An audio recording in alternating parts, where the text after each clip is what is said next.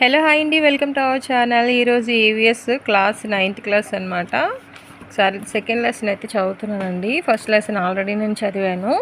Second lesson స్థానిక చేతి వృత్తుల కళాకారులు. లక్ష్యం వచ్చేసి స్థానిక చేతి వృత్తులను గురించి తెలుసుకుందాం. రెండో పాయింట్ చేతి వృత్తి కళాకారుల నైపుణ్యాలను ప్రశంసిద్దాం. నేపథ్యం వచ్చేసి మన భారతదేశం విలక్షణమైన విలువైన విస్తృతమైన చేతి వృత్తులకు నిలయం.